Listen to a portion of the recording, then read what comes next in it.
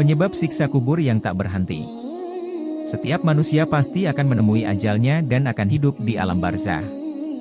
Ketika di alam kubur ini, sebagian manusia akan mendapatkan siksaan yang berat sesuai dengan perbuatan dosa yang telah dilakukan di dunia.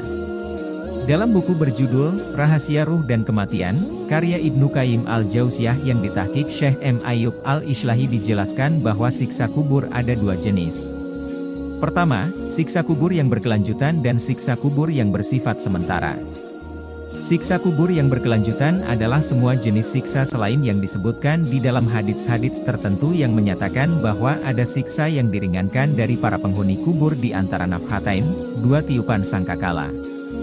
Ketika pada penghuni kubur itu dibangkitkan dari dalam kuburan, mereka pun berkata, celakalah kami. Siapakah yang membangkitkan kami dari tempat tidur kami, kubur? Sedangkan siksa kubur yang bersifat sementara adalah siksa kubur yang terjadi sampai waktu tertentu lalu berhenti. Contohnya, yaitu siksaan yang ditimpakan terhadap sebagian pemaksiat yang kejahatan mereka ringan. Mereka akan disiksa sesuai dengan kadar kejahatan mereka, lalu siksa itu akan diringankan bagi mereka. Seperti ketika siksa dilakukan di dalam api selama beberapa lama, lalu siksa itu dihilangkan dari orang yang bersangkutan.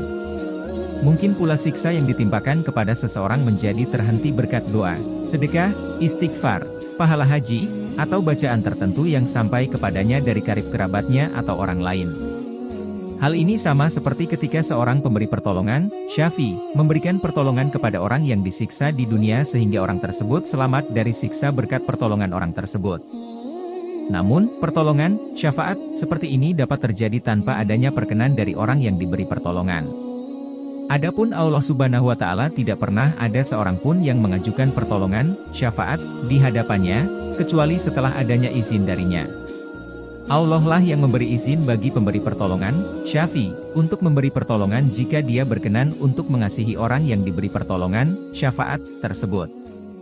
Allah Subhanahu wa Ta'ala berfirman, tidak ada yang dapat memberi syafaat di sisinya tanpa izinnya. Quran Surah Al-Baqarah 255.